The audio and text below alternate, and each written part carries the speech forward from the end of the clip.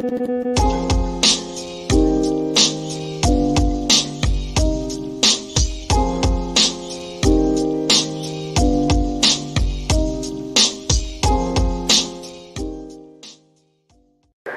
argument is we don't really have to invade Cuba. That's not really, that's just one of the difficulties that we live with in life, like we live with the Soviet Union and China.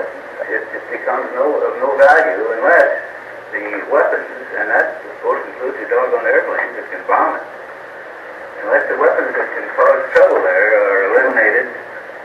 All you have is a hunk of dirt that's taken a hell of a lot of people to hang on to. So let me ask you, if we go ahead with this airstrike, either on the missiles or the missiles and the planes, and the recommendations to do both, when could that be ready? We can be ready for attack at dawn on the 21st, I think the earliest possible day. The optimum day would be Tuesday morning. I appreciate your view, because I'm saying we all understand how not unsatisfactory alternative. The argument for the blockade was that we want to do is avoid if we can a nuclear war by escalation or imbalance. If somebody can keep them from doing the goddamn thing piecemeal, that's our problem. You go in there and frig around with a missile, you're screwed. You go in and frig around with a left, you're screwed. That's right. You're screwed. And if some goddamn thing, some way, you can say either do the son of a bitch and do it right, and quit frigging around. That was my people. Don't frig around and go take a missile. I will never affect the plan. I wasn't intention. It's goddamn if you want to do it. You can't fiddle around with taking out missiles. You can't fiddle around with hitting the missile sites and then hitting the SAM sites. And you've got to go in and take out the goddamn thing that's going to stop you from doing your job. All right, I'm going to let everybody's ears settle down a minute. Holy cow. These old recordings are really, really rough, and it's hard to. Well, I like that one because it had the transcript on the screen. Oh, yeah, at least. for sure. You could turn it down in the future, but yeah, it's hard. It's hard to do. And it's hard to guess, especially getting the levels. Hopefully, my levels are good today. Amped it up every direction on the gain, etc. So here we go. Part 2 of this slightly known general that we started talking about last week. Curtis LeMay. That was from those tapes. He kept the tape going, Kennedy. That was from the XCOM executive committee that was dealing with the Cuban Missile Crisis. But the guy who is talking at the end there is Shoup, who is the commander of the Marines, and he's talking to LeMay. They're kind of pulling their hair out because it's hard to imagine, like, strategically going in and taking out individual missiles, which is what this guy is talking about. I mean, it's just crazy. They just want to Bigfoot the whole island and be done with it. And every person they bring into this discussion, the Kennedy brothers, agrees with these generals. They've been historically maligned as being maniacs. However, we are here today to show you the other side of this story. The Kennedys have owned this story through PBS, through books, through media, through movies. I was watching 13 Days last night with Kevin Costner playing Kenny O'Donnell, which if you want to take a look at it this weekend, here's a copy of it. The movie directed by Australian, of course, gets many facts wrong, Eric. Is it better than England or worse? It's different. I mean, Roger Donaldson, who is a serviceable director, did not write the script. He also directed something that I was involved in called The Recruit, and got much wrong there. But again, when you take a director from another country to direct American history who's not writing the script, he has no idea. David Self wrote the script for 13 Days, and there's insane stuff in there. According to the Kennedy, just to get off on this jag for a second, according to Kennedy's Inner Circle, the movie focuses on one of the producers of the film, and that's Kevin Costner playing Kenny O'Donnell, his aide. So he has nothing to do, but he's in every single scene. So the Kennedy people have said since that time, Kenny O'Donnell wasn't even there during these events. So just to let you know how bizarre this movie is. Not that the facts of the events are misconstrued. Some of them are, but for the most part, they're correct. But it's through the eyes of Kenny O'Donnell, his aide, who was the Harvard quarterback on the team that Kennedy played on when they went to Harvard. But still a $80 million movie that lost a ton of money. A 2000 movie, 2000, the year 2000. But those transcripts that you played, those those things have been highly disputed. They've been altered. There have been books that have come out that have altered those transcripts. There have been a lot of people who played around with those transcripts, saying different things. And what Shoup and LeMay are trying to express is their frustration with the Kennedy brothers, because they hired a guy named John McCone to replace Allen Dulles. Now, John McCone is their handpicked leader of the CIA that the Kennedy brothers pick. He is calling for a complete invasion of the island. William Fulbright comes up from the Senate, calls for complete invasion of the island. Eisenhower calls for a complete invasion of the island. Every single person that they call up says, yes, I agree with the Joint Chiefs of Staff, the complete invasion of the island. Simply, Lemitzer, the head of the Joint Chiefs, I mean, obviously, there's no way to parse this thing. And as McNamara says after the event, we just got lucky. I mean, that's McNamara saying this. Now, McNamara will later switch sides and become pro-war under LBJ as a Secretary of Defense. With the Kennedys, he's like anti-war. So this guy's morals are all over the map. I recommend seeing The Fog of War and watching it with a grain of salt, because it's a movie of him and Errol Morris, two lefties, slicing and dicing history, to their betterment. But that being said, the events that happened at the Bay of Pigs, and then a year later, the Cuban Missile Crisis, is what Kennedy talks about to his aides when he reads 7 Days in May, the book by journalist Fletcher Nebel that is like political science fiction. And I don't mean science fiction, I mean political science fiction, with the emphasis. Oh, okay. Yeah, I mean, people confuse what I'm saying about that, but I just want to be clear. In the fall of 1962, the reasons that the Joint Chiefs of Staff are ripping their hair out is because the American arsenal is 3,000 nuclear warheads with 300 missile launchers, and the Soviets have 250 warheads and 24 missile launchers. Okay. In 57, 58, we had 25,000 nuclear weapons. The Russians had 2,500. We had 1,500 heavy bombers. The Russians had 192. We had 45 ICBMs. The Russians had 4. This is why the Joint Chiefs of Staff felt that we should not be pushed around by the Russians. This is confused by the leftist media as saying that the Joint Chiefs were calling for a first strike of the Soviet Union. It's absolutely a lie.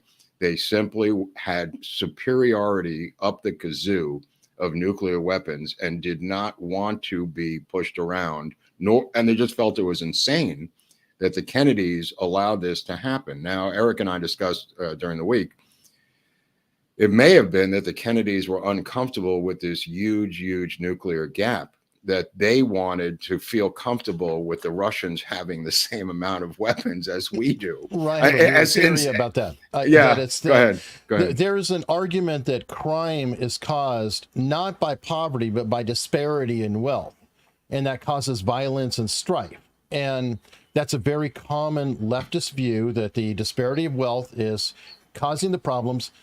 And I can't help but wonder if the Kennedys were worried about a disparity of wealth and nuclear arms would cause friction or whatever. I don't know if that's right. And the next question I have, though, is it kind of makes me wonder if Reagan didn't go back to the general's philosophy, and he kept escalating and spending. He kind of like restarted the program that they had at that point, and ultimately maybe prove them right. He did prove them right. And I'll tell you who else proves them right. In 1972, Nixon, in December of 72, invokes Operation Linebacker 2, which is what LeMay demanded in 1965 and 64 that the U.S. do in terms of Vietnam. LBJ wouldn't do it in 65 and eventually forces LeMay into retirement. But LeMay is calling for Operation Linebacker in 1965, which is, oddly enough, Nixon finally invokes it, and it's hundreds of bombers going at Haiphong Harbor and Hanoi. Oddly enough, these places were untouched during the war. LeMay was ripping his hair out, saying, "How are you having a war without bringing the war to them?"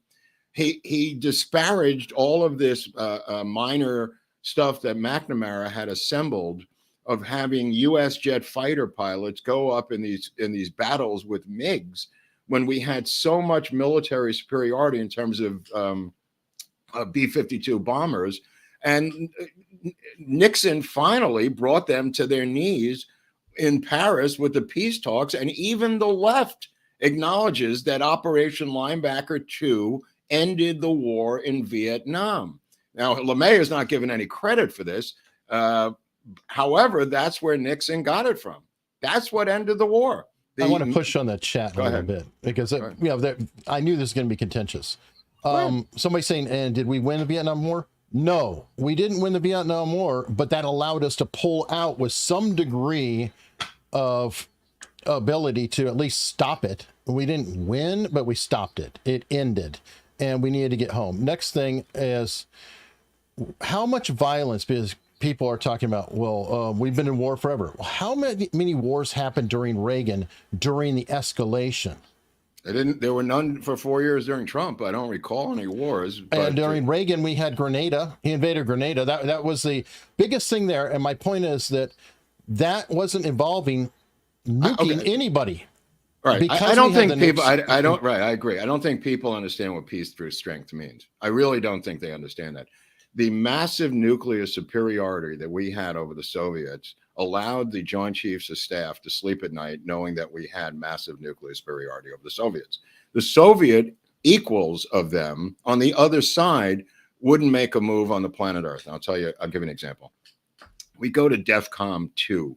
We're on DEFCON 3. We go to DEFCON 2, and the Joint Chiefs do this during the Cuban Missile Crisis, right? We invoke a Operation Ortsac. This is supposedly hundreds of thousands of Marines are going to invade the island of Cuba. Everything's on red alert. We're going to go in. Ortsac happens to be Castro spelled backwards. Nobody was fooled by this operation. And the point of the matter is we went to every level of alert that we could possibly do in the United States. We're having meetings around the clock. We're going crazy. We're freaking out because they put these missiles in Cuba, right?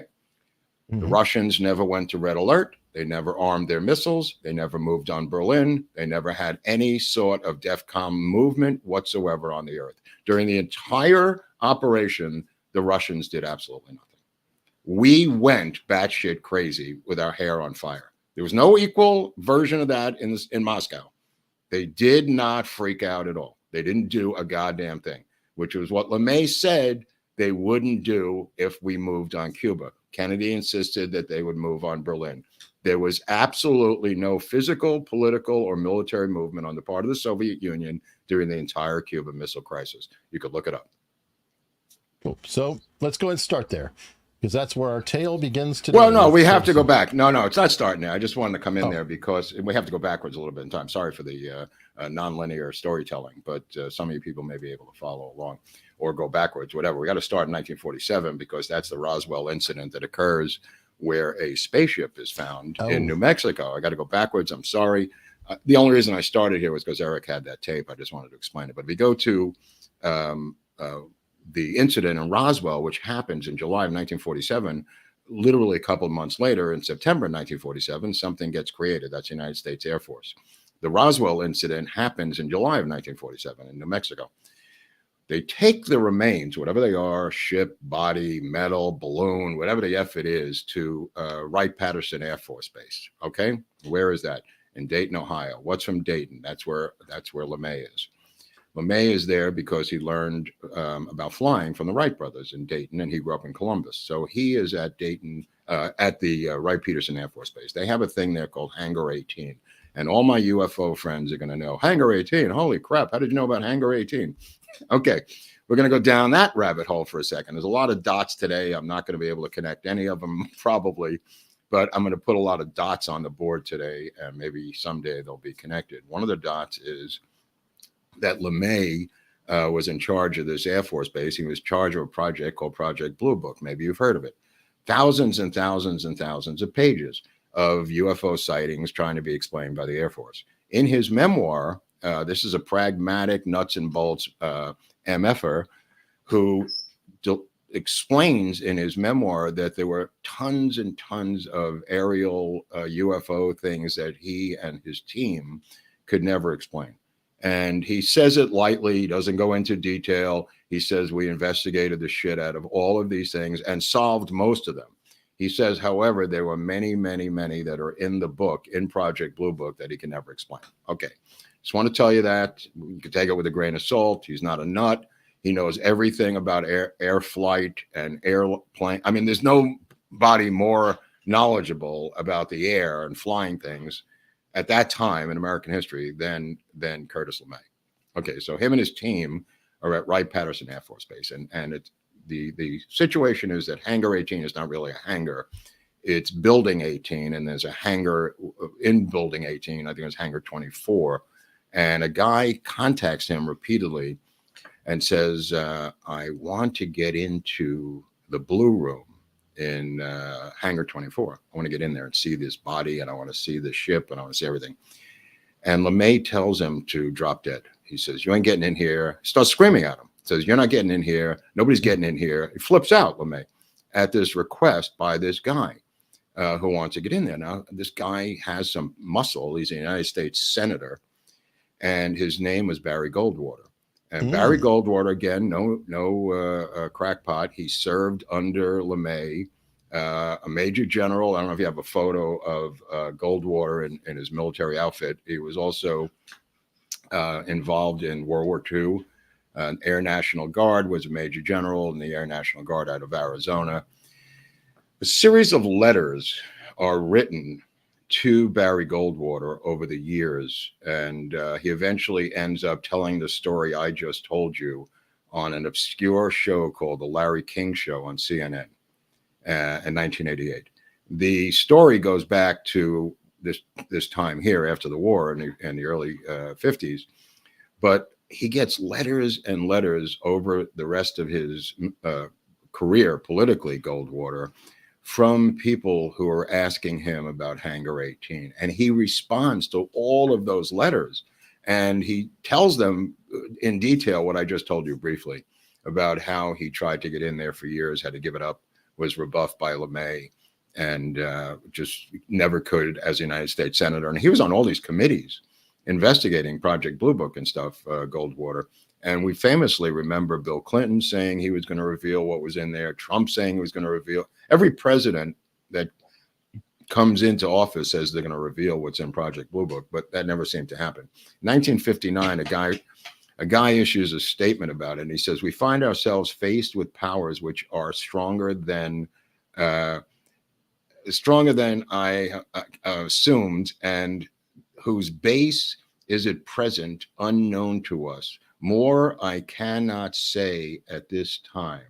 And that was from Werner von Braun, the head of NASA, Eric. Jesus. Yeah. Here's Barry. There's Goldwater in his military outfit. Yep. Now, he'll go on, LeMay, to create the Strategic Air Command and own it, build it, design it. It's his. He's the guy who does it. Comes up with the first war plan in 1949, just to go backwards again. And it is the first war plan of Strategic Air Command, and it involves 133 A-bombs dropped on 70 Soviet cities in 30 days, okay?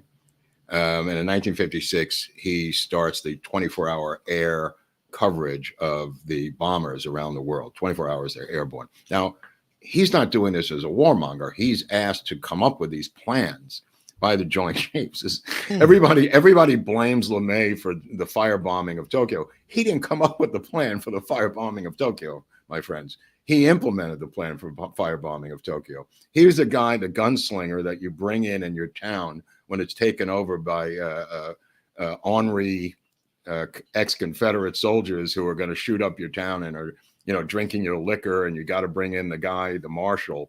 That's or who Roadhouse. or Roadhouse or High Noon or Trump or whatever your analogy wants to be. It's the guy who comes in and does the dirty work for you as a civilized society that you wouldn't do by yourself, and who's then criticized after you get him to do it. So LeMay wants to use incendiary devices in Korea, and Truman won't let him do it. So that thing goes into the toilet, right? Every time militarily the Democrats have pulled the string back and not gone for total war, Americans die, and these things last for decades. The war in Vietnam lasts over 20 years, right, Eric? I mean, it goes into the 75. It starts like in the late 50s. It gets cooking in 63, 64. Eisenhower was in there a little bit. Yeah. I mean, the French are there. Like, I'll tell you this from what I learned. When the Korean War ends and our ships are taking all of our stuff from Korea, all of our military hardware, we're leaving South Korea and we're taking our stuff with us. It doesn't come back here. It doesn't come to California. It doesn't come to New York. It doesn't come to Texas. It goes straight to South Vietnam. And that's in the 50s. And that's the neighborhood. Yeah, they don't go here, they go there. And later on that will be used. But the point of the matter is, if they had listened to LeMay, that war in Vietnam would not have lasted until 1975, and 58,000 American boys wouldn't have died. Now, you could argue that all you want, left or right or left. They're dead, and no one's going to bring them back. This was policies that were enacted by Robert McNamara and a bipolar, alcoholic, sex-addicted, pathological liar named LBJ. And when kids were chanting against the war, they weren't chanting against Nixon or Eisenhower. They were chanting, hey, LBJ, how many kids did you kill today? It was called McNamara's War. The Democrats own this war. They have tried to shift the historical blame to Nixon for their own political purposes, but we are here today doing revisionism of historical revisionism, if that's a thing. I don't even know if that's a thing, but... Well, and also, I don't know that LeMay necessarily even said we should be at war with Vietnam. He was kind of the guy who said, well, if we're going to fight them, this is how you do it. He's always doing that. He's not a policy guy. He's the pragmatic guy of how to do what you're doing. That's, that's not his policy. He didn't say to do that. He never said, bomb him. I want to bomb him back in the Stone Age. That was something he said where we said we have the potential to bomb anyone back into the Stone Age. He was talking and touting the ability of the United States Air Force. I mean, they hung that thing around his neck. It was actually written by Cantor, his biographer. He approved it. So, I mean, he approved the book, so indirectly, but it was not his words. Cantor made that up, that he said, we're going to bomb him back into the Stone Age. That was made up. He never said that. That being said, he'll get into some trouble later in the episode with nuclear stuff. But I just wanted to get into that a little bit, just put it out there about the Project Blue Book, because he is tied into Project Blue Book. Now, there's a guy later we're going to find out who receives a medal from him, and that's D.H. Byrd in 1963, in May of 63. Now, D.H. Byrd, who started the Civil Air Patrol, had David Ferry and Lee Harvey Oswald as members of the Civil Air Patrol. And D.H. Byrd, of course, best friends with LBJ, multimillionaire oil guy. He, during the war, oddly enough, D.H. Byrd ran a Civil Air Patrol submarine lookout in Beaumont, Texas. Just an odd, had a base down there in Beaumont. The only one I know from Beaumont is Edgar Winter, my old friend who lives in Beverly Hills. And Edgar Winter's from Beaumont, as his brother Johnny was, one of the great guitar players of all time, Johnny Winter. There's D.H. Byrd in a costume. I say costume because he designed that jacket himself. So in a way, it is a costume. So anyway, I just wanted to get the Blue Book out of the way. And, there's contractual things with where he fights over these fighter bombers, the B-70, like we talked about last week, and this situation with LBJ where he tries as a deputy chief of staff of the Air Force to get a pay raise for the men, and I don't know if we talked about this last week. He goes out to Texas to the LBJ ranch, and he meets LB. You told me about it on the side. Oh, right. I'll tell you. I'll tell everyone now. He goes out when he's deputy chief of staff of the Air Force. He goes out to the LBJ ranch and meets with LBJ about getting a pay raise. And LBJ is Senate Majority Leader, has the power of the purse, and he wants like a 3% increase or 2% increase in pay for all the military men. They're living in shacks. They're on welfare. I mean, it's a disaster. It really is. And Eric knows how many times the military people will live in real impoverished situations. It's not a luxurious financial lifestyle, as Eric can attest. But he goes out to the LBJ ranch. LBJ says, all right, let's just drive around. And he goes, what? So LBJ takes his like milk carton full of scotch, his box, fills it up with bottles of scotch with his glass, and begins driving his car with LeMay in it and another military aide to LeMay. And they drive around knocking on neighbors' doors who have their lights on, and he's drunk. And he just says, hey, it's me, LBJ, your leader. And they go, all right, we're going to go to bed now. And he just goes on all freaking night until he gets home and goes to bed. LBJ, he's drunk as a skunk. And LeMay looks at the other guy. They get up in the morning, they leave, and they go, what the F was that? They had no idea what this was about, this entire trip. Just a drunken guy driving around at night in the middle of the woods, and he doesn't get the pay raise for the men. So LeMay has one friend, and it's Arthur Gottfried, who's got the Arthur Gottfried Hour on TV, big guy in terms of Hollywood. And he contacts Arthur Gottfried, who goes on the show the next week and says, the military men need a pay raise. What do you think? So Gottfried gets 10 million letters, so do the congressmen, and a week later, the military gets a pay raise. This is how Curtis LeMay navigated. He attempted to go with Johnson, who he considered to be just this scurrilous weasel. I mean, he didn't hate LBJ as much as he hated the Kennedys. He just disrespected LBJ. He just thought he was, just a weasel and couldn't care less. But the Kennedys would drive him insane, and I'll tell you why. In 1961, Kennedy, there's a couple of things. It's always the storyline that Kennedy's trying to get peace and avoid nuclear war, and he's constantly battling these right-wing elements. Well, in 1961, Kennedy orders and goes on TV telling Americans to start digging fallout shelters, right? And he starts giving tax breaks, and these companies spring up, kind of like solar panels with the Biden administration. So they all start building fallout shelters. Now, this is because the president told them to do that, Eric. They didn't come up with this. So already the panic is starting to set in among the American people 2 years before, or a year and a half before the Cuban Missile Crisis. He also orders through Lemnitzer, the chief of staff of the Army and the head of the Joint Chiefs of Staff, Lyman Lemnitzer. He says, I'd like a plan for a tactical nuclear war in Berlin. And he goes, all right. And this is from JFK. He is the guy ordering this stuff.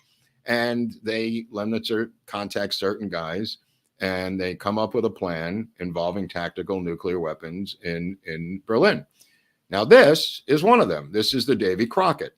It was being run by and controlled by General Edwin A. Walker out of Berlin, who is a part of a two-part episode that we did. It was another American war hero disparaged by the Kennedys, eventually put into a mental institution because he led a protest in Mississippi, and he was charged with insurrection against the Kennedys. So Bobby Kennedy had him arrested by the military and put into a Missouri institution. But the point of the matter is, Walker, at the behest of the Joint Chiefs of Staff, was asked to come up with a plan for limited nuclear war in Germany from the Kennedys, just to have a little bit of revision of the revision to get back to where we were. So Walker didn't come up with this. Walker didn't come up with these Davy Crockett's out of his ass. These were given to him by the military at the request of coming up with a limited nuclear war using tactical weapons by the JFK administration. Okay, there's a General Walker. And I only bring up Walker for not only this reason, but it's very similar to what they did to LeMay, how they marginalized Walker. And Walker eventually got the brunt of it, but Walker hooks up with a lot of people that LeMay knows. And all these guys know each other. These are the military heroes from World War II, for Christ's sakes. You're talking about 15 years after the war has ended. Imagine today in relation to how you feel about 2008. Well, the Generals, Mark, it's a very small club. It's a very small club, very small club, but it's also, think about how recent 2008 was. That's the time that they were in 1960 in relation to 1945. 15 years before, they've just celebrated winning World War II. And these cats come in from Harvard with McNamara, McGeorge Bundy, the Kennedys, and they're telling them how to run a military. I mean, it's kind of outrageous. You know, and these guys are saying, okay, you know, this is what we would do. Our advice is to completely crush the island of Cuba. Okay, well, he doesn't believe months in advance, John McCone telling him that the Soviets are smuggling in men and atomic weapons. He doesn't believe it. He doesn't believe John McCone. He doesn't believe his own military intelligence. He doesn't believe his own Joint Chiefs of Staff. He doesn't believe any of this. Now, a lot of this might have been wishful thinking because in November of 1962 is the midterm elections. And Kennedy and his brother keep saying, we don't want a word of this to leak out because the last thing they want during an election season. Now, keep in mind, this is really an October surprise, Eric. You know, this Cuban Missile Crisis in October is quite an election surprise. And the Republicans are starting to circle because they have this information being leaked to them, Hunley, by certain elements within the Kennedy administration who are unhappy with his weak stance on the Soviets loading 40,000 men secretly onto the island of Cuba over a period of months. These cargo ships sailed for months from Moscow, obviously from one of their ports, probably Crimea, sailed all the way to Cuba with the men below deck for months. And they would only come up briefly. These are the soldiers. These are the Soviet soldiers. They'd only come up briefly at night, and it was successful. They smuggled in 40,000 soldiers, and the intelligence people knew it, and the Kennedys didn't want to hear about it. Not only that, the military was being run by a guy who had some experience. He was the general at freaking Stalingrad. This is the Soviet general that they put in charge of this thing. So obviously no amateur general. They meant business. Now, what business did they mean? Okay. So Khrushchev, when you visited his dacha on the Black Sea, everybody has a dacha. I don't have a dacha. You don't have a dacha, but the Soviet Soviet high for one. It's a dacha. The Soviet High Command, those guys have dachas. So he would take these people, whoever visited him from France or America, or whoever visited him from anywhere. He would take them out on his back porch, give them a pair of binoculars, and tell them to look across the Black Sea. And he'd look across the Black Sea, and there was Turkey. And what did he see with the binoculars? He saw intercontinental ballistic missiles pointed at him, U.S. missiles, Jupiter missiles, pointed at him from Turkey. So that's annoying. It's annoying. Pointed right at your freaking house, okay? The U.S. denied it, Turkey denied it, but he could see the missiles, for Christ's sake, pointed at him across the Black Sea from Turkey, okay? So this is why the Cuban Missile Crisis starts. It starts because of the Jupiter missiles in Turkey. Now you say, well, I mean, what could you do about that? So Kennedy says to McGeorge Bundy, he says, can you believe that they would move these missiles here in Cuba? This is really outrageous. Imagine if we had missiles over there, And McGeorge Bundy says we do. And he goes, what? He says, yeah, we have them in Turkey. This is revealed to JFK during the Cuban Missile Crisis. They were put in 1959 under the Eisenhower administration, a year before he came in, and was not aware of it. Bundy was aware of it as a national security advisor and tells him during the ex-com meetings that we have missiles at Turkey pointed at Khrushchev. But this is the entire reason that the Cuban Missile Crisis starts, is because of these missiles in Turkey pointed at Khrushchev. And he wants a balance of power. To him, the balance of power is putting in these missiles in Cuba. Okay, so to the generals, our Joint Chiefs of Staff, that gives us an elimination of our first strike capability. Why? Because launching a missile from Cuba hits DC in 5 minutes. We are now done by this move, by this one geopolitical strategic move by Khrushchev. Our first strike nuclear capability has been eliminated because of that move by Khrushchev. And they hold Kennedy responsible for this, not unrightfully so. They've advised him this is happening. Kennedy goes through back channels and he's talking to Khrushchev, of all people. He's talking to Khrushchev and a guy named Bolshakov, who is a civilian KGB guy, friend of the Kennedy family. Bolshakov, if you talk to RFK Jr., will tell you that this is I guess in Vienna, when they went for the conference in Vienna where Khrushchev completely melted him. But Bolshakov is a guy that used to go over to the Kennedy's house and dance the Russian jig, whatever that dance is that they do, in the living room. And they just found him to be adoring the Kennedys. Bolshakov was a KGB agent, obviously, and he had the ear of the Kennedys. The Kennedys, and I can't stress this enough, believed Bolshakov and Khrushchev, George Bolshakov and Nikita Khrushchev, they believed these two men over their own hand-picked CIA director and their own Joint Chiefs of Staff and military intelligence. Let that sink in, people. Let that sink in. Because these two guys kept denying that there were nuclear missiles in Cuba, that anything was coming. And it wasn't until the U-2 spy planes photographed the missiles and they shoved it in Kennedy's face. And they said, look at this, this is undeniable, and began leaking it to Walter Lippmann in the media and to the New York Times, that they began to pay attention. And they didn't want to pay attention because of the election. Khrushchev knew the election was coming. He played it like a fiddle. It's part of his job as the head of the Soviet Union. I mean, this is what they had to do. So what happens now? RFK is upset that this is getting leaked to the media. So what does he do? What does RFK do? He's Attorney General of the United States. What's the wise thing to do?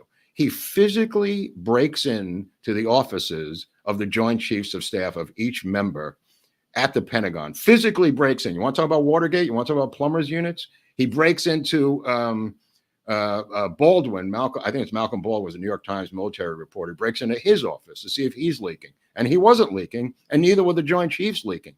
But what RFK Jr. was, he inflamed the Joint Chiefs of Staff to some level, which may have led to some events a year later, which we're going to get into at the end of this episode. The actual idea that these guys were leaking to the press, which they have done in the past, but not at stuff like this. They would leak about purchasing military hardware, contracts, TFX, fighter jets, that kind of thing.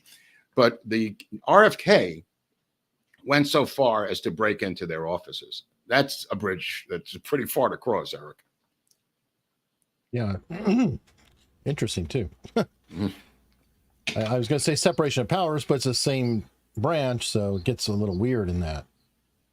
Well, you're talking about the chief, law enforcement official in the United States, so it's a little much. I agree, but it's also the military. I mean, so the equivalent, Secretary of Defense and Chairman Joint Chiefs are kind of equal. So it's like somebody breaking into their other's office. Really, I don't know who could break into anybody's office, regardless of what your level is in the government. Anyway, Hanson Baldwin is the guy who reported this, the military affairs reporter for the New York Times from the 1950s, and it comes from his reporting. So you don't think I made this shit up. But anyway, the back channel thing that RFK is known for is with Dobrynin. And Dobrynin is the ambassador from the Soviet Union. He's called in by RFK, and he goes over there in the middle of the night a number of times. And Dobrynin is reporting directly to Khrushchev. And RFK tells him that his brother cannot survive much longer, that there's going to be a military coup in the United States. And this was reported back to Khrushchev. And it's in Khrushchev's memoirs that RFK said this to Dobrynin, that his brother was teetering on the brink of collapse politically, militarily, and that there was going to be a coup if this continued. And in fact, JFK talks about it with different reporters and associates about the book when it comes out, 7 Days in May by Fletcher Neville, how if there was a third Bay of Pigs, meaning Bay of Pigs, Cuban Missile Crisis, and a third event, that he could not survive without a coup d'etat by the military or other forces. So he is well aware of this. He goes out. He goes out on the boat and he's shooting a .22 rifle. Excuse me. He's shooting a .22 rifle off of this boat, and he says, "This could happen to me at any time. You know, that I could be taken out." And the guy, he says, "Here, you want to take a shot?" Not at him. He says, "You want to take a shot with the rifle?" He goes, "There's Secret Service everywhere, sir. I mean, they'll be on me like in 2 seconds. No, I don't want to take the rifle." But anyway, so he's cognizant, JFK, that he's ruffled so many, and we talked about this, Eric and I, during the week. The reason nobody could figure out who killed him is because everyone wanted to kill him, right, Eric? You've got That's what I've been saying for a while. I've never Yeah. seen somebody who had more enemies. Right. But there's self-made enemies. These are enemies that he makes by ruffling so many feathers in so many areas. Now you say, you know, well, we survived the Cuban Missile Crisis. You know, obviously the proof's in the pudding. The guy's a genius. Well, you know, his number one guy, McNamara, says it was sheer luck that we survived. And I'll tell you why that's sheer luck. There was a guy who had Commander Valentin Zvitsky had a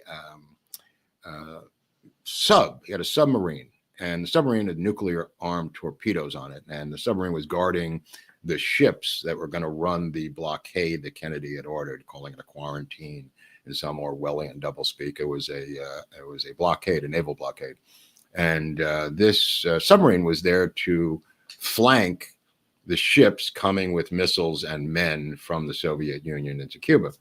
And this ship, I think I want to say the USS Anderson. I forget the name of the ship, but it was a aircraft carrier.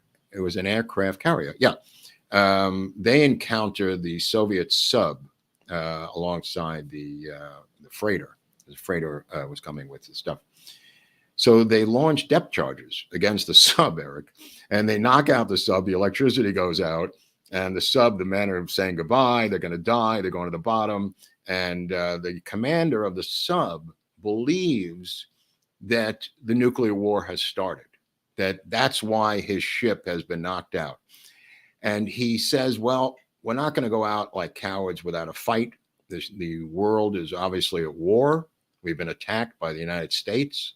Our Soviet sub. No, but this is what he's saying. He can't reach the generals in Moscow. The radio's out of his nuclear sub.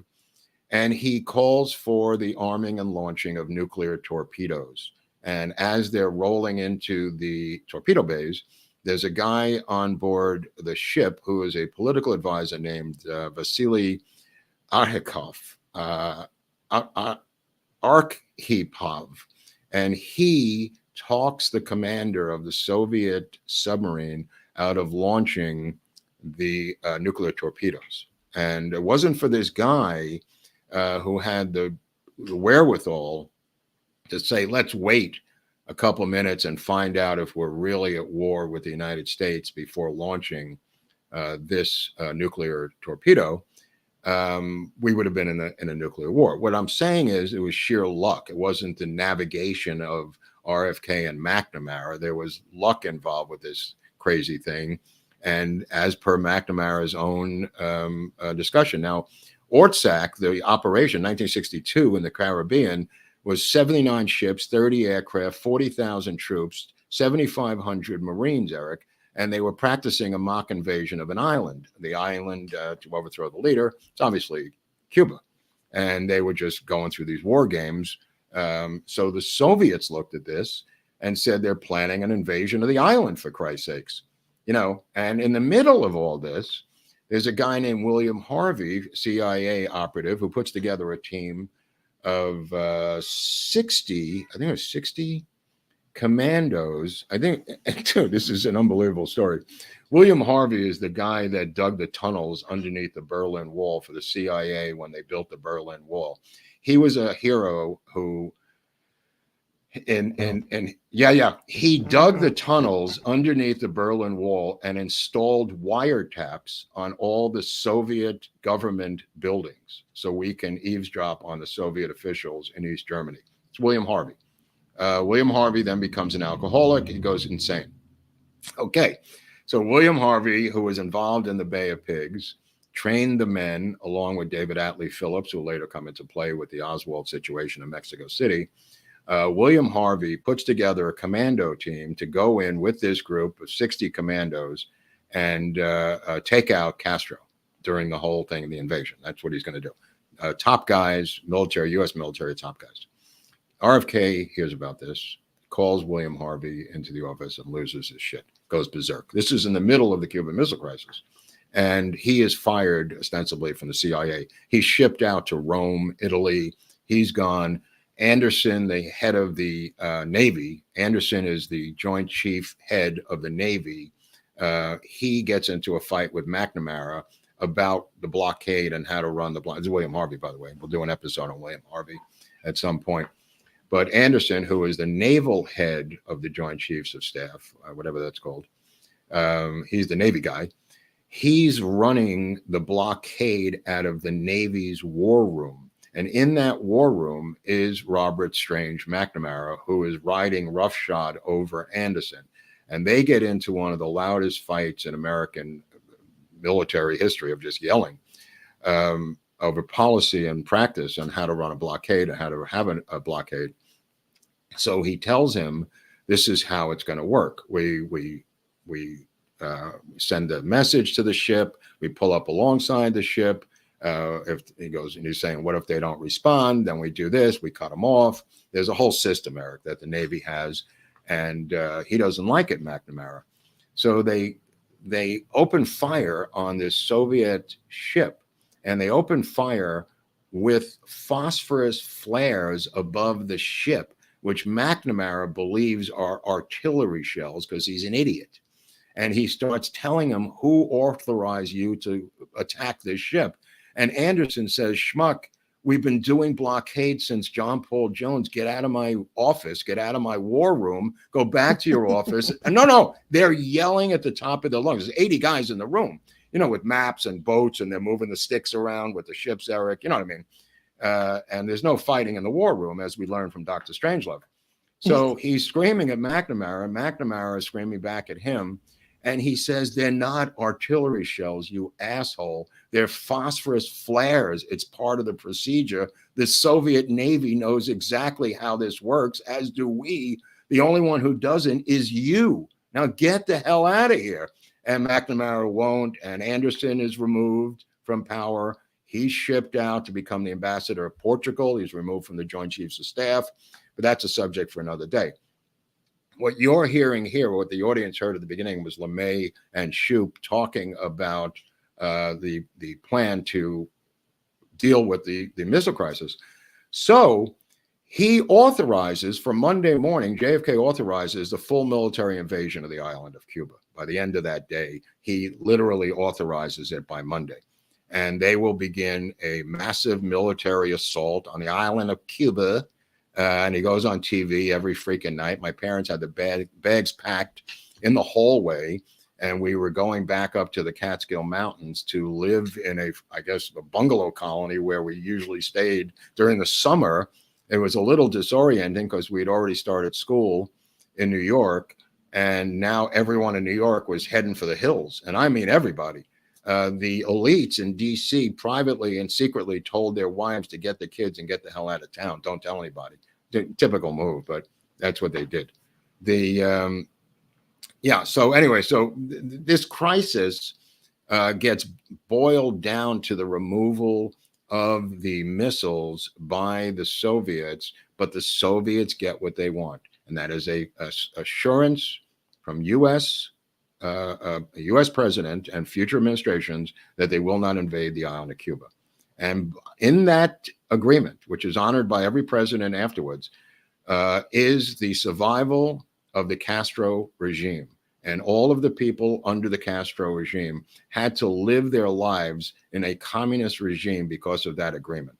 And that's what Khrushchev extracted from the Kennedys. Plus the bonus round of removing the Jupiter missiles from Turkey. Now, RFK said these were old missiles. We were going to remove them anyway. It's a crock of shit. They were 2 years old. They were put in there in 1959. They were removed as part of a quid pro quo. The Joint Chiefs lose their freaking minds. I mean, look at it from their point of view. Remember the numbers of nuclear superiority I told you earlier. The Soviets have, it's like they've got a Dixie cup with a string compared to a communication system that we have. I mean, they have nothing. And yet here they have made jackasses out of all of us. And they did. I mean, the people who win this thing are the Soviets. I mean, Khrushchev is removed from office and Kennedy's head is blown off. But the reality of it is the Soviet military had a victorious event in the Western Hemisphere for the first time, Eric. Yep. And I've seen how Cubans have reacted firsthand. Yeah. Not in Cuba. Not in Cuba. I got to see the ones who all said, hey, I want a piece of what you have, and risk their lives and watch their relatives die just to get what I was born with. Right. But also by not removing, as the Joint Chiefs mapped out, removing Castro, forget about all these harebrained Operation Mongoose things that RFK is in charge of. Operation Mongoose was created by William Harvey. Those were all the schemes that Harvey came up with as an alcoholic CIA agent at the end of his career. RFK was trying to not let this thing get blown out of proportion with Operation Mongoose and blow back on the president. However, RFK is the one who now, because of the deal with Dobrynin and Khrushchev, ends Operation Mongoose and the attempts to assassinate Castro, thereby solidifying a dictator in power for the rest of his life, subjugating the Cuban people 90 miles off the coast of Florida. Many of them will escape in the Mariel boat lift and other things into Miami, turning that city red, and probably the rest of the state red after one generation or two. But the Cubans are probably the most conservative immigrant group we have. I'm trying to think of other immigrant groups. Venezuelans are catching up really quickly. That I don't know, but I mean the Cubans have been entrenched in Miami for 50 years. So I'm talking about two generations, 25 years being a generation. Ted Cruz's dad. Ted Cruz's dad, yeah. So the situation winds down because the Kennedys agree after ripping their hair out. And I was trying to explain the contrast of Washington and America freaking out while Moscow is completely calm. Moscow and the Soviet military has not budged an inch. Why? Because they've been through World War II. They lost 20 million people to the Nazis. If they lost, by the way, the estimates by LeMay for that attack would be 2.7 million Russians killed by those early attacks that he came up with in 1949. So the Soviets, who lost 20 million, didn't, I don't think they would bat an eye losing 2.7 million from some nuclear attack. They'd get off their own missiles and whatever. But the reality that a missile could hit the United States from Havana or outside of Havana into Miami and Washington, D.C., Philadelphia, and maybe New York, scared the shit out of the American people for the first time. And it's something that I said early on that Putin, I'm surprised he hasn't done it, which is to bring the war home like Khrushchev did. I had indicated early on with Barnes that I thought Putin was going to do a similar thing where he would sail a Soviet sub down from the Bering Strait off the coast of Spokane or the coast of Washington, Oregon, and threaten the United States with a nuclear attack and watch them flee the cities like they did in 1962. I'm surprised he hasn't done it, Putin, to be honest with you. I'm not recommending it. I'm just saying I'm surprised he hasn't brought the war home, because Khrushchev was his idol. He learned he learned everything from Khrushchev. And I'm not ruling this out, because I believe at some point Putin's going to do this. And I said this maybe a year ago, but I think at some point this is what Putin's going to do. I don't think he's going to attack. I think he's just going to try to scare the living shit out of us and let us know what it's like to live in that atmosphere, in that type of climate. I think it may end the war in the Ukraine if he does do that. American support, that is, which is the entire war. Now, let's get on to LeMay. LeMay learns judo. LeMay becomes a race car driver. He gets involved in race car, judo, all kinds of things. LeMay begins to. Is that him in a judo outfit? Yep. That's great, Eric. That's great. Wow, I've never seen that. I don't know what that is, but he gets involved. That's him in a go-kart at one of his race car events. I just love the shot. That's brilliant. That's brilliant. But he begins to, like I said, in 1965, he's forced out by LBJ. Now, he doesn't like LBJ, but he doesn't like the Kennedys a lot more. Now, I don't know how much he was involved in certain things, so we're just going to lay this out here and let the people at home decide how much involvement this guy had with Kennedy's situation. Is that LBJ and him? Yeah. There's a shot of him in Goldwater too. I don't know if you have that. There's a shot with him and Barry Goldwater, just to prove that I'm not a crackpot. I think there's a shot. There's a great shot of that's with him and Barry Goldwater. That's a guy named Cannon on the right. There's the great shot. Okay, LBJ. This is in December. LBJ's president for 5 minutes.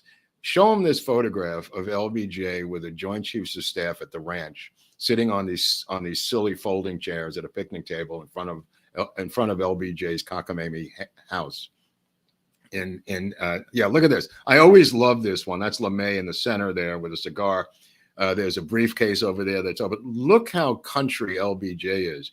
He literally makes these guys unfurl maps of Vietnam in the back of his house on a picnic table with folding chairs. These are the guys who fought and won World War II, by the way, while LBJ was flying around making believe he got shot at over in Australia to get the Silver Star from somebody. These guys are explaining to him, after the rescinding of National Security Action Memo 263, 2 days after Kennedy's death, 273 is put in, where it is really the beginning of the Vietnam War. So that may have been the quid pro quo for the military, not that they wanted a war with Vietnam themselves personally, but they are now at least fighting communism, which is what they want to fight, Eric. And that's a great shot in color of the two of them. That's a great shot. He, like I said, he did not like LBJ, so the alliance there might have been for political purposes only. In their hatred of the Kennedys, they may have joined forces at some point because of that particular hatred of the two people. So the reality of it is, something happens on November 22nd, 1963. And where is LeMay, Eric? He's up in his cabin in northern Michigan, maybe into Canada. It's right on the border, and he's not hiding or doing anything crazy. He is a hunter who hunts all the time up there and goes fishing. He's a real outdoorsman, and he's got a cabin up there. So he's not going up and down on a plane saying, "I was on this plane. I was on this plane." No, everybody, you saw me on this plane. No, not unlike somebody else. So he is up there, and they're trying to contact him, and they're telling him there's famous tapes that came out. Not so famous. The tapes came out a couple of years ago. The White House logged tapes about finding LeMay and getting LeMay back to Washington. LeMay is not reachable. He's, like I said, he's hunting and fishing up in northern Michigan. The tapes are saying, we want LeMay to land at the base where LBJ is coming in, and why isn't he landing? Why isn't he responding? It's sheer chutzpah. nobody is going to tell Curtis LeMay where and when to fly to any base. He'll do whatever. It was just preposterous. When they first came out, I thought, this is just silly, telling Curtis LeMay where he should fly to, when he should fly, where he should land. The guy will land wherever the hell he wants to land. He's the original. It's like, telling Neil Armstrong how to walk on the moon, for Christ's sakes. You know what I mean? Anyway, so he eventually gets to Bethesda, to the Naval Hospital in Bethesda, where we have the autopsy. And the autopsy is really interesting because there's a guy named Paul O'Connor. I don't know if you have a photo of this guy. He's a shaved-headed guy. He's a Navy corpsman, kind of helping out with the autopsy, pushing, gurneys around, stuff like that. He's not a doctor or anything else. But O'Connor would later give testimony as to the events that transpired in the autopsy that day at Bethesda Naval Hospital. And what he describes, he will later describe, well, this is at Parkland, but O'Connor will... Paul O'Connor in here. Oh, I don't know about that. But there's some photos of Paul O'Connor, young, shaved-headed military guy, maybe. Okay. He's a Navy corpsman. So he is in there, shoving body bags. He's opening body bags. He'll later tell David Lifton that Kennedy was not in the coffin and some other stuff. But the situation becomes interesting because there's a gallery alongside the autopsy, and the gallery is filled with military people. And the guy who is in charge of the autopsy is disputed. So even in our JFK's movie, there's a scene where Colonel Fink is on the stand being cross-examined in the Garrison case against Clay Shaw. And Colonel Fink is describing the autopsy. Colonel Fink is representing the Army at the autopsy. It's a colonel doctor. And Colonel Fink is asked under oath, who is running this autopsy? And he didn't say it. Commander Humes says it. He says, who's in charge here? And somebody says in the movie, people remember this quite clearly in JFK, somebody says, I am, okay? And we don't really know who I am is. And people have assumed, according to O'Connor, Paul O'Connor, the corpsman, that it was Admiral George Berkeley who was in charge. Now, Admiral George Berkeley was Kennedy's personal physician. Admiral George Berkeley was not a bull Vance. He was not an aggressive guy. He was a timid doctor who was promoted up the chain of command as a military doctor until he was an admiral. You know what I mean? But he was a Kennedy family doctor, presidential doctor. He will later become the LBJ doctor, and LBJ will just torture this guy, make him come over every waking minute of the day. But Berkeley will sign the death certificate. Berkeley will attempt on 2 occasions to contact Kennedy assassination experts and say that he knows more about the assassination that he has been revealed previously. And when they jumped on it, he would always withdraw and say, I'm not commenting. But he would contact them. This is years later. Berkeley would then die without talking to the researchers. His daughter will then attempt to contact JFK researchers with information and documents that her father had as the presidential doctor. The reason I'm mentioning all this stuff about Berkeley is because Berkeley was not in charge. Berkeley did not have the rank of being in charge. It was the guy who said, I am in charge, and this is breaking news for people who are watching this. It's a shot of Berkeley. The guy who said that I am in charge was a guy sitting in the gallery smoking a cigar. And what he meant by that was not that I'm in charge of the autopsy. He just was in charge of everything as a 4-star general from the Joint Chiefs of Staff. And that guy was Curtis LeMay, who was at that autopsy smoking a cigar, watching them ripping apart and cutting open JFK's brain, a man that he despised. Now, he says, I'm in charge, and I believe he means I'm the highest ranking man here over an admiral, Eric, who was the family physician of the Kennedys. In fact, LeMay was correct. I am in. Yes, the highest ranking military member is automatically in charge. That's protocol. That's why I think nobody would say who said it. That's why I believe nobody would admit that it was Curtis LeMay. Everybody knew it was Curtis LeMay, and everybody was terrified of A, saying Curtis LeMay said it, and B, that Curtis LeMay was even there. because this is in the early 70s, mid 70s, and Curtis LeMay is far from being out of power. He's working with the military industrial complex. He's working with Lockheed. He's working with all these different military people, and he's far from being defanged. And I think people were just terrified to say what I'm now saying, that the guy smoking that cigar was and said, I'm in charge, and that's Curtis LeMay. Now, how do we know this? Well, we know this because Humes, the doctor, and Boswell are saying to O'Connor or whoever, what is with all that smoke here? And can somebody go over and tell that guy to put out that cigar? So O'Connor goes over to, and this is also in Destiny Betrayed, the new documentary series that you can find on Amazon. It was on Showtime, Jim DiEugenio, Alva Stone, which I highly recommend because it goes into the autopsy in incredible detail. And in that documentary series, they talk about what I'm talking about now. O'Connor goes over to the railing, and there is Curtis LeMay smoking a cigar in this medical room of the autopsy. And he says, they asked me to come over. Can you put that out? Not that O'Connor is just a Navy corpsman. And the guy, what LeMay does is just blows the smoke into O'Connor's face. And that's something that LeMay always did when he disagreed with someone. He would take the cigar smoke and blow it in your face, and if he was uncomfortable in a meeting with you. So that was recorded by O'Connor. And so you've got LeMay there supervising, in charge, running, a witness, I mean, to the autopsy where he has no medical connection to. You know what I'm saying, Eric? Like, yeah, what wasn't is even running? Speaking for the military, it's kind of a weird thing that if somebody of extremely high rank walks into the room and they're there and there's a meeting, that just pretty much default they're in charge. Right. That's what I think. That doesn't mean he's organizing it. Doesn't mean anything else. It's just like, no. I agree. I am the HMFIC is essentially what he was saying. I completely agree. The question I'm raising is, why is he there?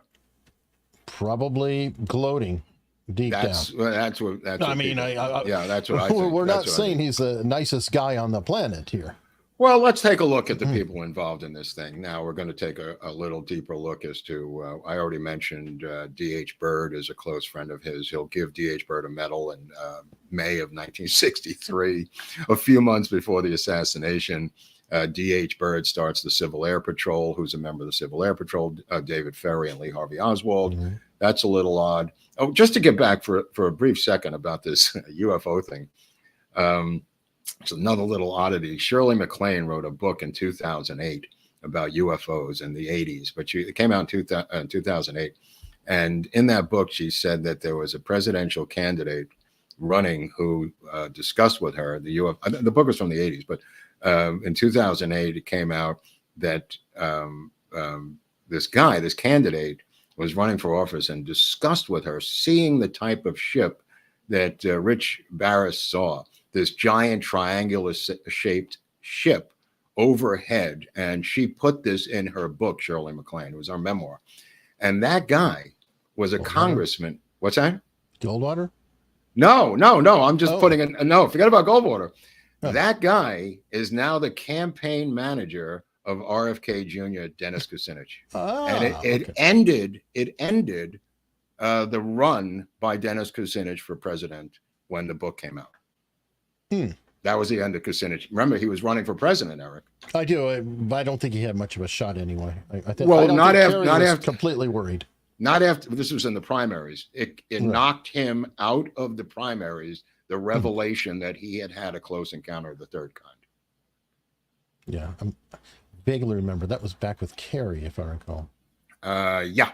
Yep. So anyway, getting back to LeMay. LeMay is connected to a lot of these people in a very strange way. So LeMay goes home. He somehow comes into a lot of money. Why does he come into a lot of money? I can't even explain this to you, so I'm just going to tell you. There's a guy named Nelson Bunker Hunt. I don't know if you remember him. His name is Nelson Bunker Hunt, and he is the son of H.L. Hunt. And you go, well, H.L. Hunt, that's interesting. What does he have to do with this thing?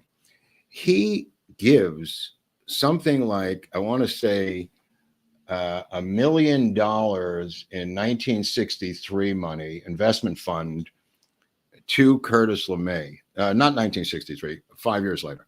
He gives him, in 1968, he gives him $1 million investment fund for himself. Nelson Bunker Hunt, one of the wealthiest men in the world, gives his money to this guy. Okay, so who's That's Nelson? completely normal. Right, that happens every day. So the reason he's given this money is to convince him to accept the offer from George Wallace to be his vice presidential running mate. This is $1 million bribe on the part of the Hunts. Now you say to yourself, well, could the Hunts be involved in politics? The Hunts are also the ones that funded General Walker's campaign to run for governor of Texas, and they wanted to put General Walker into the White House at some point. So the Hunts, now you say, how much is Nelson Bunker Hunt involved in the Kennedy assassination? Well, as we reported in earlier episodes, the day before the assassination on the 21st, two men visit Nelson Bunker Hunt. One man is Jim Braden, the other one is Jack Ruby. Those two men visited with Nelson Bunker Hunt. Now, they claim after the assassination that Bunker Hunt was funding their anti-Kennedy newspaper ads, and that's why they went to get money. But that's chump change. That's a couple bucks. Here's Nelson Bunker Hunt giving $1 million in 1968 to Curtis LeMay to run for vice president. Now, you say to yourself, well, you know, he has no political agenda. He's never been involved in politics. They did ask him to run for the Republican Senate seat in California that same year. He declined against a Republican who was a moderate. So he was being pressured by more conservative elements in the California Republican Party to run for the U.S. Senate. So there was that there. Very few people know about that. The reality of it is LeMay doesn't want to do it. He turns down George Wallace. Now, he's not his first choice. And you say to yourself, who's his first choice? And maybe these people know that LBJ came to power by the removal physically of the president. If you're the vice president, maybe you can become president. Why would they think that? Because it just happened 5 minutes ago, historically. So maybe this vice president thing isn't so bad. But he's not the first guy who's asked by George Wallace. The first guy is, I'll tell you right now, John Connally. And John Connally has to turn it down, but John Connally wants to be vice president. He saw how LBJ, his best friend, ascended to power. And a year or two later, Arthur Bremer is going to put a couple of bullets into George Wallace. And whoever his vice president would have been at that time may have ascended to the presidency if George Wallace had become president. Now, that being said, he thinks it over, LeMay, and he is advised by every World War II friend he has not to accept the offer. And that's because of Wallace's racial stance. Now, he doesn't have a racial problem, LeMay. He's had no history of this. He helped integrate the Air Force. He helped integrate the barracks. He doesn't have a problem with any of this stuff, with the integration stuff. So what is his motivation, Hunley? What is the motivation of Curtis LeMay? He has one motivation, and that's to stop Hubert Humphrey, because Humphrey, he knows, is a pawn of LBJ. He wants to block LBJ in this election and help Nixon become president of the United States. He knows that Wallace has no chance of winning. And you say, well, what is Wallace's motivation? Wallace took down almost 14% of the vote. He won outright, I think, 6 states, and took down what percentage? Some percentage of the vote. I don't recall right now. It was like 13 or 14% of the popular vote. He took 46 electoral votes and won 5 states outright, Eric, with 13.5. I mean, literally won 5 states in the presidential election with 46 electoral votes. Now, it's not enough, but what he wanted to do was throw it into the House of Representatives, and Wallace talks about that in his memoir. That was his goal of reducing Nixon or Humphrey's ability to get the amount of votes necessary to become president from the from the College of Voting. So here's LeMay on the left with George Wallace. They have a press conference, and it doesn't go well. The press conference does not go well. And LeMay is asked about Vietnam, and he mentions nuking them, and they go berserk. And this is the press conference right there. This press conference goes off the rails, and it effectively ends the campaign of Wallace, although the numbers that I told you, Wallace is running for the American Independent Party, and he pulls in 13.5% of the popular vote. So it didn't really derail it. I could share the press conference moment if you want the question. Great. Go ahead. Go. Oh, not this one. If you can. I mean, if not, it's cool, but... Nope, I thought I had it. No, it's all right. We just futz around with that for a while. So anyway, so he has this press conference, and they ask him about what do we do in Vietnam, and he again, LeMay is not in charge of the thing, but he says that this is what I would do. I would, if I have to nuke him, a carpet bomb him, knock him back. And the press, keep in mind, this is 1968. Anti-war press, not 1963. This is 1968, Eric, where thousands of Americans are allowed to die. So LBJ is afraid, by his own admission, of widening the war. And this is leading up to 68. Obviously, he'll bail out in March of 68. But he's afraid of widening the war and having the Soviets and the Chinese enter the war. That's why LBJ is single-handedly, not unlike Adolf Hitler, masterminding the bombings himself in the war room. LBJ is picking the targets. This is how crazy the LBJ thing became. And he's bipolar, so he would get drunk. He would get into these manic episodes. He would get into these depressions. He's got Chuck Robb over there, who's his son-in-law. He's got his daughter saying, "Is my husband still alive?" I mean, there's all kinds of crazy crap that LBJ buries himself in by running this limited war in Vietnam. Not to mention a little bit of money. Well, I mean, there's tons of money for his partners and Bell Helicopter and everybody else. But the reality of it is the TFX contract switch, the TFX fighter jet, which I think became the F-111 or F-11 or something, was switched from to General Dynamics by the Kennedys, and that drove LeMay crazy because he was a Boeing guy, and the deal was really worth in today's money $40 billion, and that was supposed to go to Boeing, but the Kennedys didn't have a connection to Boeing; they had a connection with another group at General Dynamics. And this was kind of the straw that broke the camel's back with LeMay and others, not just LeMay and the Kennedys, but others with the Kennedys. And this may have led to the straw that broke the camel's back in the assassination of Kennedy and his brother. And you say, well, how does his brother figure into this? Well, his brother's killed in 1968. And we now realize that the guy who killed him was none other than Thane Eugene Caesar. And Thane Eugene Caesar put a bullet to the back of Kennedy's head and back underneath his right armpit and shot him twice, maybe three times. One went through the suit jacket up into the wall. And in 1968, Thane Eugene Caesar, who is a security guard at the Ambassador Hotel here in LA, he works, there's a picture of Thane Eugene Caesar. Where does he work? He works in Burbank at Lockheed.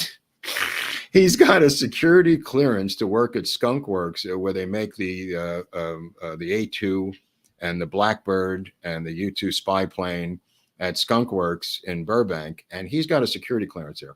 He holds the second highest Department of Defense security clearance that they offer. It's a fact. You could take it to the bank, my friend. And he works there, and his first night is as a security guard at the Ambassador Hotel when RFK is there. On June 5th and is assassinated and dies a day later after he wins the California primary. So what does Thane Eugene Caesar do during the year? In 1968, He is campaigning for a candidate. The candidate's name is George Wallace. He is campaigning for George Wallace and Curtis LeMay. He is a legendary Kennedy hater. He makes no bones about it. He is a guy who thinks the Kennedys sold out the country. And he ends up killing RFK, the father of the candidate running for president today, who's denied Secret Service protection by the sitting president of the United States, who he is running against. Okay?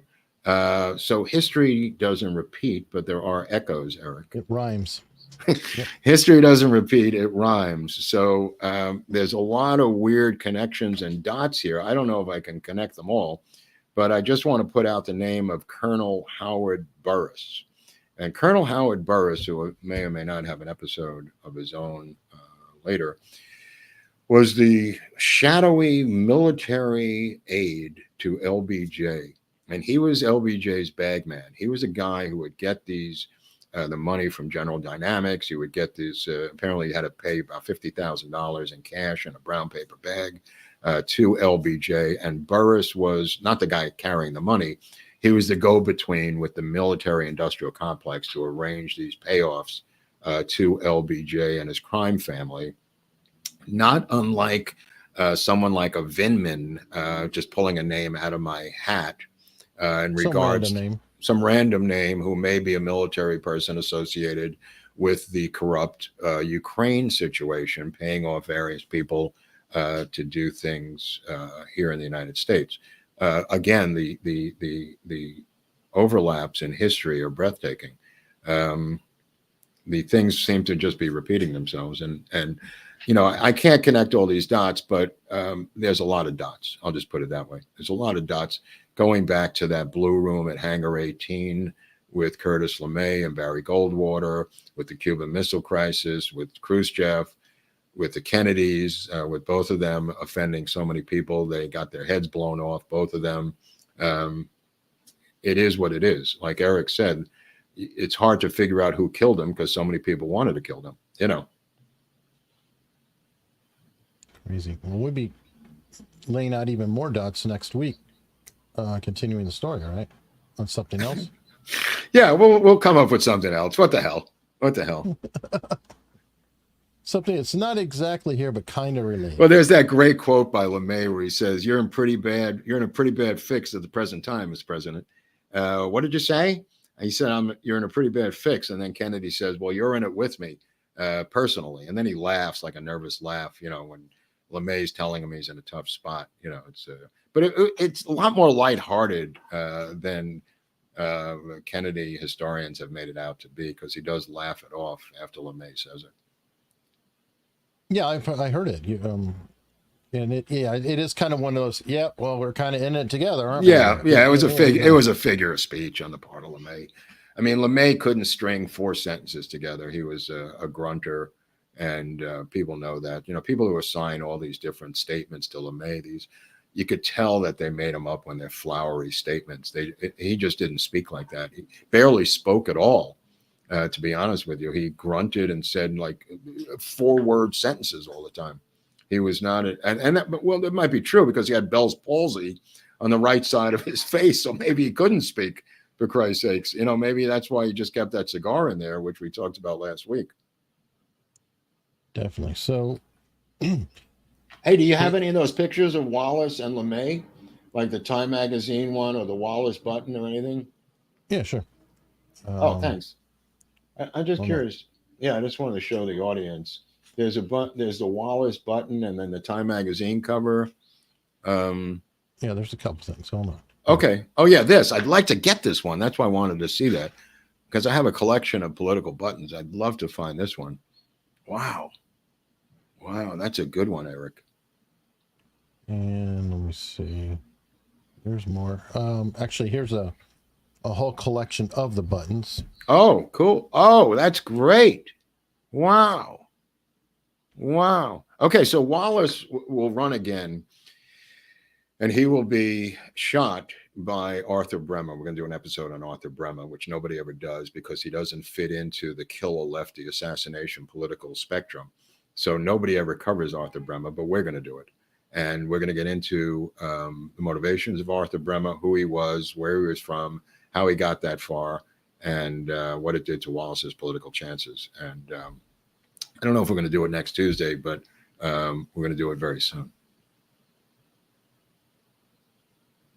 The Time magazine cover. You got a shot of, oh yeah, that's beautiful. That's beautiful. Wow. Wow, that's a great cartoon. He's got the he's got the jet in his hand. That's pretty good. That's pretty good. And Arthur Bremer is this guy. Yeah, that's Arthur Bremer. It's kind of what Travis Bickle was in Taxi Driver with the sunglasses and stalking at the Mohawk. Obviously, he didn't have a Mohawk, but that's who he's channeling in Taxi Driver, Robert De Niro. But we're going to get into the weeds on Arthur Bremer and find out how this happened, which nobody apparently cares. He has been out of jail for years, living a totally quiet life, just like somebody who shot Ronald Reagan. These guys get out of prison. Also tied to Taxi Driver, by the way. That's right. Through a young actress who would later become a lesbian. These two are free and able to run around the United States for years. John Hinckley, of course, who Eric is mentioning. But yeah, Arthur Bremer and John Hinckley, both out of prison a long time for assassinations of presidential candidates. So, it is what it is. RFK Jr. really needs to get that Secret Service protection as soon as he can, because Bremer and Hinckley are on the loose. And I don't mean those two. I mean types like them. Oh, for sure. Although maybe those two, for Christ's sakes, I don't know. Well, I don't know. Hinckley is, doing concerts and everything up the road from me. So yeah, good times. But you know what is a good time? We've got a ton of super chats that came in. Oh, I forgot about Rumble that. Rants. All right. Hey, no, go ahead. Excited. Go ahead. Yeah, go ahead. Bromium is back. Bromium. Super sticker. Bromium is back again. Another super sticker. Bromium likes to lay down super stickers. Let me scroll just to see. There's more bromium. Yep. There's more bromium. Another 2-pound bromium. I think, isn't bromium one of the elements on the periodic table? I might be. Bromium again. $2 super stickers. So making it happen, bromium. They had a reunion, JFK, after the Cuban Missile Crisis was resolved. A month later, they brought 2 months or 3 months later, they brought everybody back into the White House to, I think he gave them some sort of memorabilia or something, but LeMay wasn't having it. He was still furious, and he said, "This is a quote from LeMay: We lost. We ought to just go in there today and knock them off." That was what he said to the president. Great. It's just a great quote. Let me see. Gumbasto is back on Rumble with a $50 Rumble rant. Regards to all. Happy to be here. Happy to have you, Gumbasto. Gumbasto. Oh. Gumbasto. The legend of Jay Kurtz topic. Bob Hope. Yeah, it's been done to death. The amazing Blumpkin. 6 million dead tops. Well, we're going to get our hair mussed, Mr. President. 6 million dead tops. That's General Turgidson, another LeMay type character. But yeah, I mean, 7 Days in May, which I highly recommend, by John Frankenheimer. Actually, JFK called up John Frankenheimer and urged him to make a movie out of the book. That's how 7 Days in May got made. And the rest, showing the Burt Lancaster character as a composite of maybe LeMay and General Walker, because Walker is mentioned in the script. Men like General Walker and yourself, I think, is a line by the president. So I highly recommend after this episode. Oh, also, if you want to see a comedy, which I watched the other night in preparation for this show, Blast from the Past with Brendan Fraser, Christopher Walken, Sissy Spacek, and the lovely Alicia Silverstone. The family goes underground for 30 years because of a nuclear attack in LA and lives in a bunker for 30 years. And Brendan Fraser has to go up and get supplies in 1995. It's a great movie. Absolutely hysterical. All four characters are unbelievable. Christopher Walken is unreal. He has designed some incredible, complex bunker underneath their house in Studio City, California. And they lived down there for 30 years waiting for the nuclear radiation to die down. And you see them building above the house and different nightclubs and bars as each decade goes by. It's What's the real. name? It's called Blast from the Past. Okay. Yeah. Fantastic, hysterical movie. Blast from the Past with Brendan Fraser and the lovely, it's a rom-com. Alicia Silverstone. Absolutely wonderful. Awesome. Look at Pamela Clifton coming in hot. $50. Whoa, Hello, Clifton. guys. Whoa. It's one less time for her. And hello. Thank you. Kent Fallman. Mark is an infinite well of knowledge. Apparently the British have turned on me. So, when I criticize the British, I am merely criticizing their historians, not some guy in a pub. I think they know that. Well, no, some of them have turned on me going, another Yank telling us about the war. Look, make your own British untold stories. Who the hell is stopping you? Stop hawking us about our America's untold stories. They have some bat signal that goes off over London when we start talking about the British. It'd be nice. We might have a meet up there someday. Yeah, sure. Anthony Morocco, $20. Thank you very much, Anthony. Hey, by the way, can anybody subscribe to this channel, Hunley? What's the deal? There's a rumor that they can. Right. Why aren't you people subscribing? What is going on? We kind of flatline. We're moving along like a freight train. Oh, that's why. Okay, now we're back. I think they're waiting for the bell, Mark. Oh, the bell. Yes. Hold on. I gotta retired the bell. And the Ollie Frazier bell. Down goes Frazier. Down goes Frazier. Okay, there's the bell. Time to subscribe. No, one more time. Remember odd numbers. Odd numbers. Down goes Frazier. There you go. Mean Lee Harvey Oswald. I'm a huge history buff. AUS is priceless. Thank you. Okay. Oh, that's the guy's name. Yeah. Bob Bennett. Who's Bob Bennett? Oh, wow. Very generous, Bennett. Bob Bennett. Yeah. Your show is a godsend. Mark is a great storyteller who educates and entertains us, and Eric brings the best out of Mark. That's what we used to call chemistry. Thank you both. The best out of you, Mark. Well, I think we're weeding out people who are not happy with our take on American history. We're hearing from them though. they're announcing their departure as they're leaving the channel. I can kiss my ass. They want what they want to hear, which is the stuff they get on the History Channel. We're not the History Channel, folks. If you want that, nobody asked you to watch the show. If you don't like our take on it, it's cool. I don't care. I mean, this is stuff that I've researched my whole life. If you want to, go to the History Channel and learn about what you want to learn about.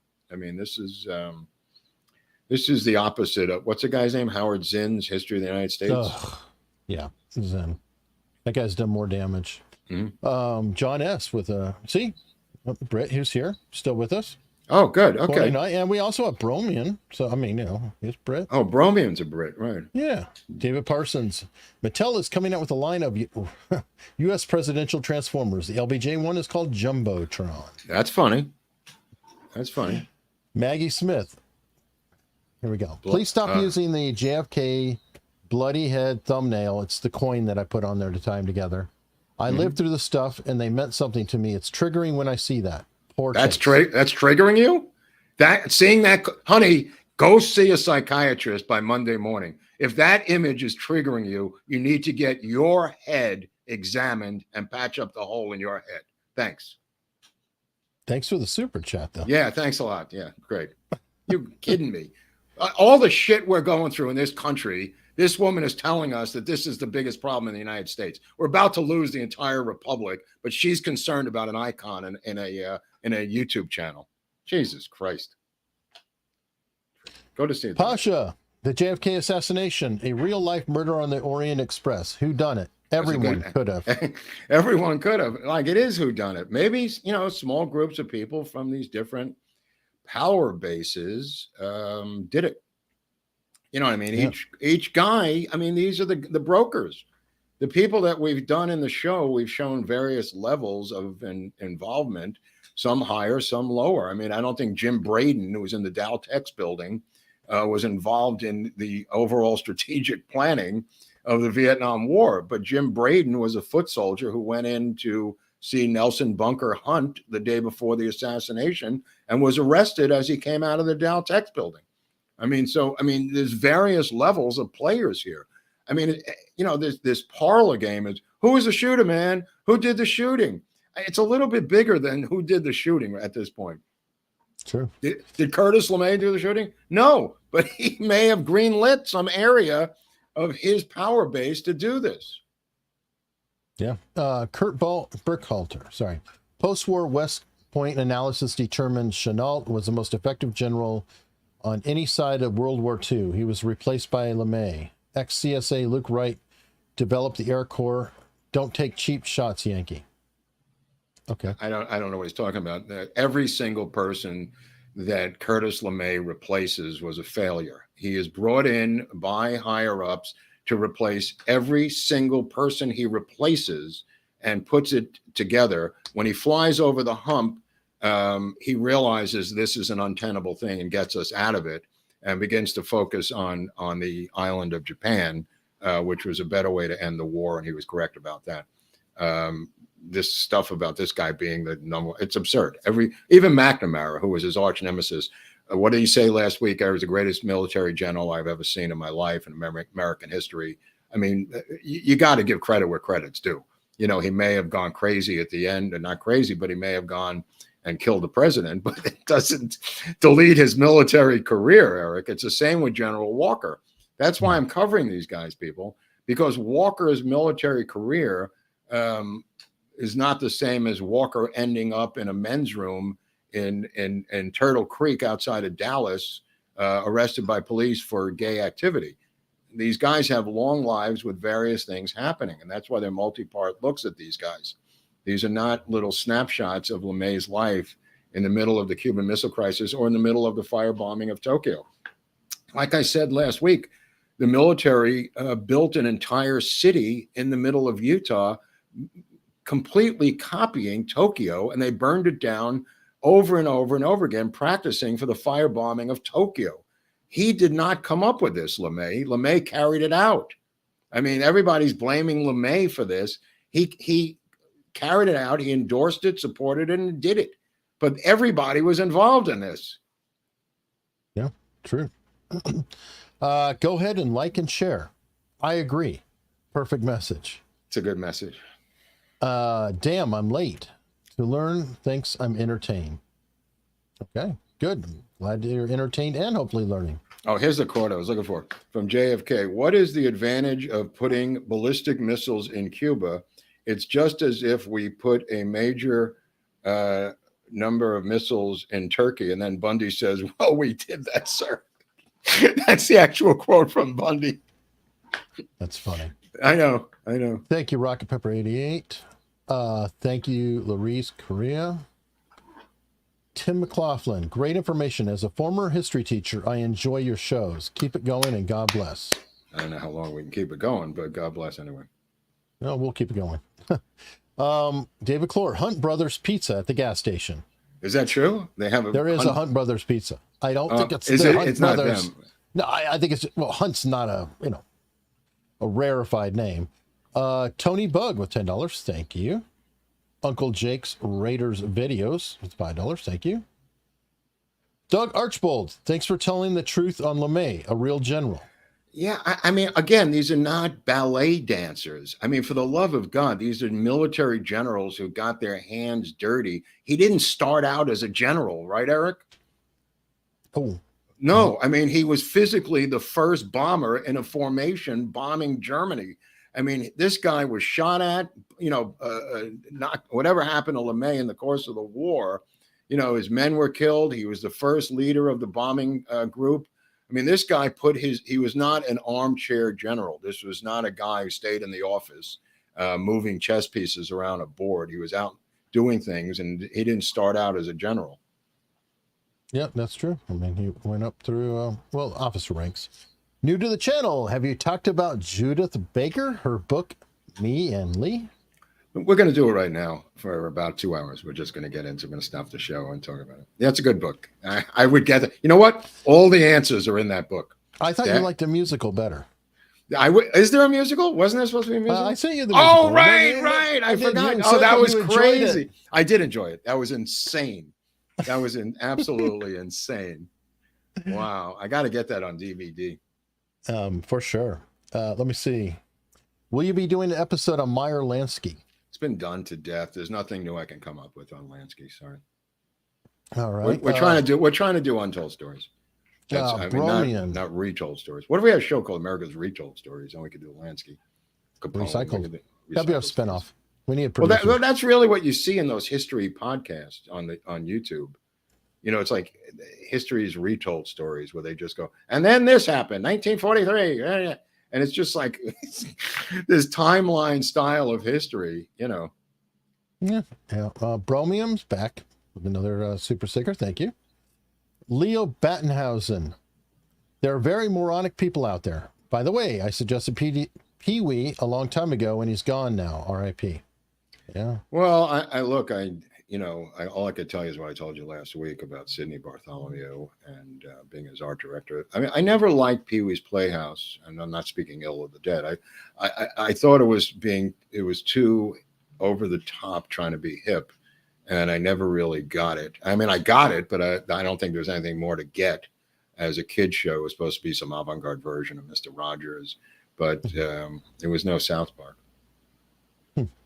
All right, this person is coming in hot. What do you mean hot? Like wings on fire? Like $200. Whoop, whoop, whoop. Alert. What's BAM? BAM, I don't know, but he's invested $200 in us with this super chat. BAM to us is Brooklyn Academy of Music. I don't know if that's what BAM is. He's an investor. I know, it's a BAM investor. So great channel, gentlemen.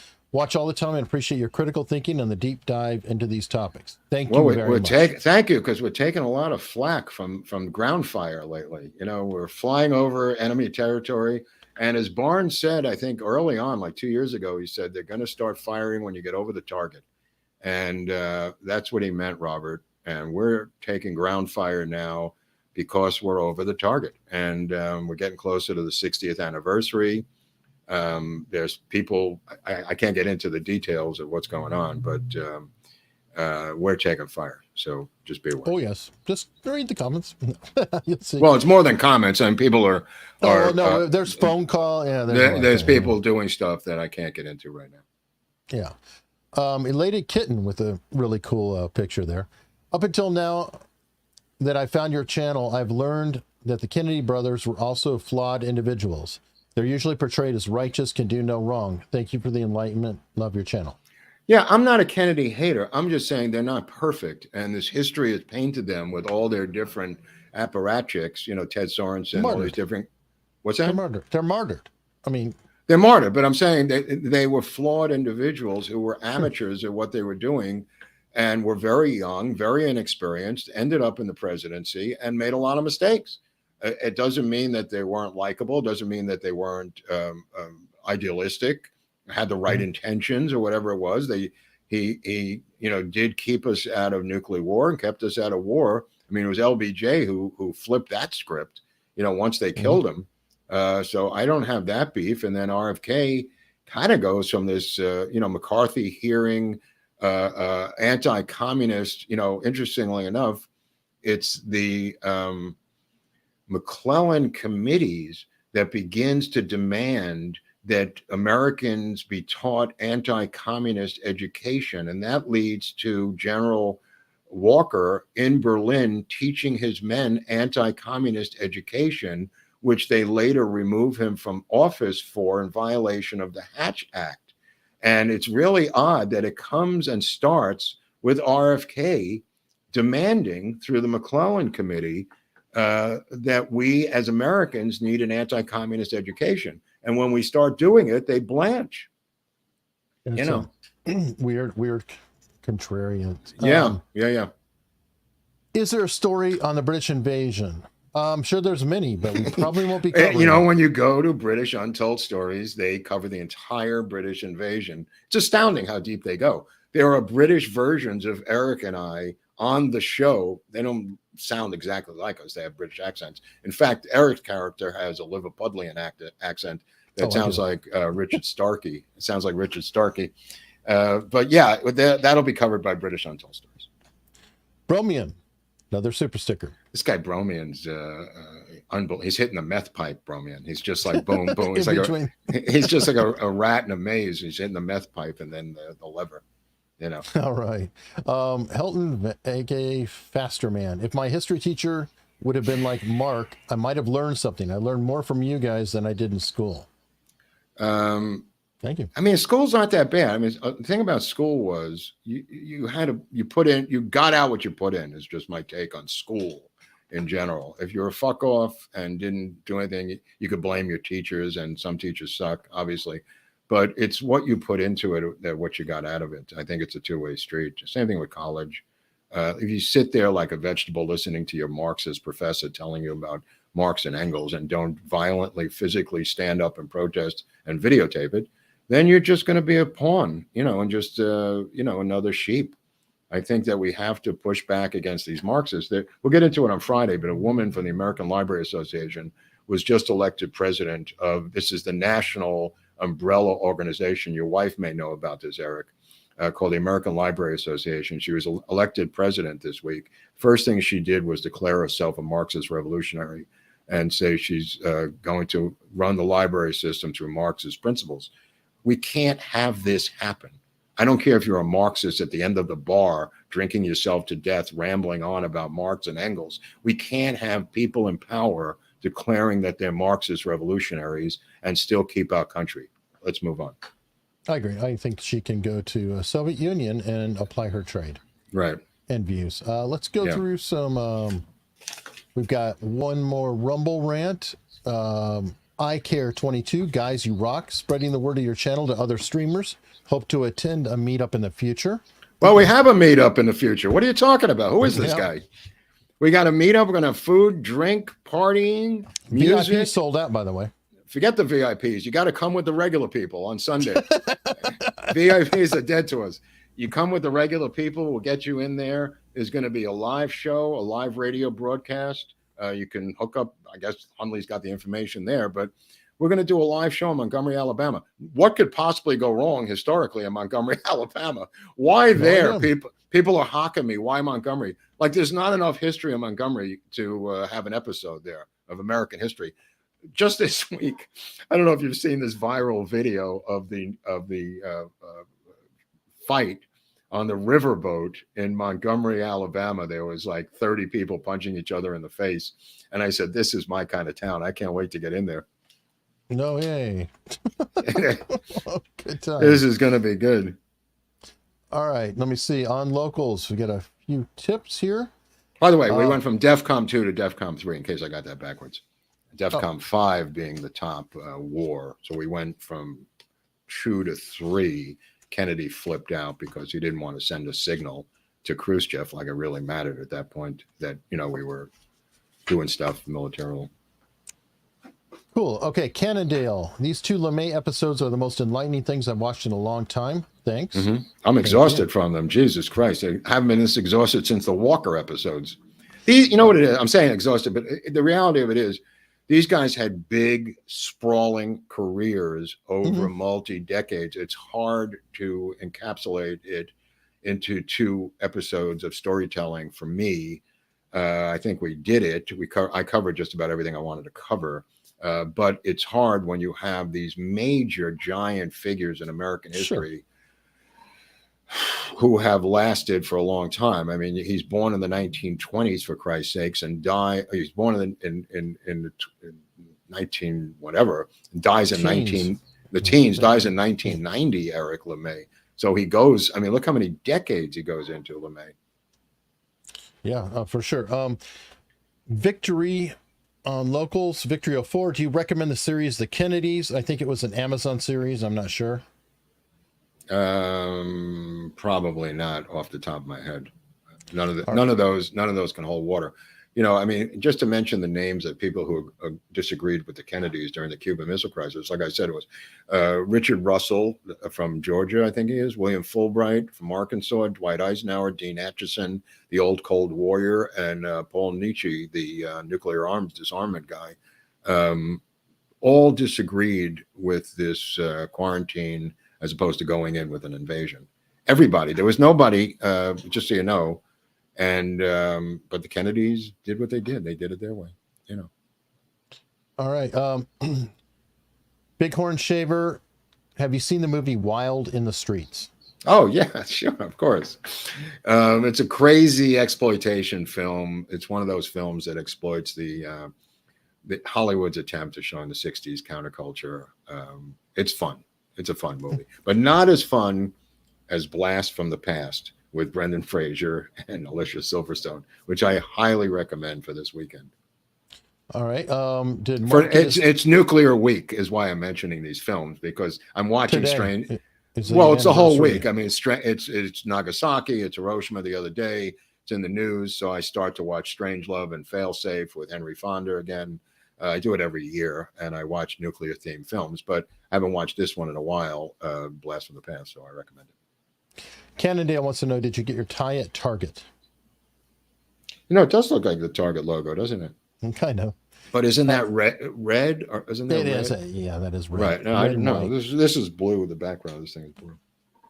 Serenoa Repens, love your hard work. Thank you. Wish I could tip more. Thank you. And thanks for just watching. Thanks for telling a friend, by the way. We understand if you... Man, nobody's asking you for bread, bro. I mean, I mean this in general. I mean, just watch the channel and pass it on. Yeah, everything else is gravy. Yeah, I mean, we do appreciate it all. I mean, you could join Locals. You don't have to pay anything to become a member of Locals, right, Eric? Yeah, you can be a member on there for free, and then there's a higher level supporter where you get extra stuff, but it helps us out a lot if you're just a member there. Again, you can follow us for free there. There's no cost. That allows us to put out episodes to you. As a free member, you can even watch this show on Locals. No commercials. Is that true? I didn't know that. Okay. Yeah, I've been just leaving it that way so people can watch it after the fact and no ads. Very good. Very good. So, Bromium, $2 super sticker, or £2. Sorry. Bromium, £2 super sticker. Why doesn't the guy ask a question instead of throwing down £2 all the time? How much is £2 anyway? Is it like $4? Yeah, I think it's like right now probably a $2.40 or $50. I don't know the current. Leo Bautenhausen, you guys are like news. Do people still watch nonsense like The View, Boring Joe and his side piece, etc.? There's no wonder what made society so dumbed down. There's some who do. I mean, people stay at home and watch pharmaceutical ads and have to, they got to pump them out there. I was watching Barnes with Rich Barris yesterday, which I highly recommend. And what's that? Inside the Numbers? What are the odds? I think. What are the odds? But it's People's Pundit. It's on the People's Pundit. It's on his thing. I mean, great episode by Robert. One of the great rants of all time Sunday about the Trump indictments. I strongly recommend you watch him with Viva on Sunday. It goes on about 15, 20 minutes. A brilliant analysis legally by Robert. He repeats it, not verbatim, but thematically with Rich. Who has our questions for his polling people. The ones that I wrote for him are crazy questions, but he seemed to enjoy them on his last show. And then Barnes summarizes the Trump situation, which, if I could just take away from it, is to go to the Supreme Court every 5 seconds with a different request from the Supreme Court to rule on each of these things that Robert has mentioned. And I hope Trump takes his advice and gets a pair of roller skates onto his lawyers so they can keep going to the Supreme Court every waking minute.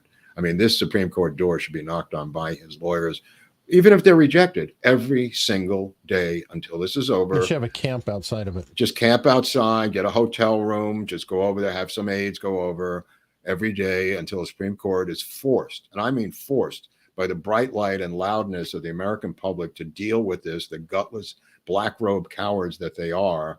They'll deal with stuff that they feel is non-controversial all day long. When it comes to something like this, they hide underneath, and this is Robert's take on it. I'm not a lawyer, obviously, but I'm echoing what Robert has said repeatedly.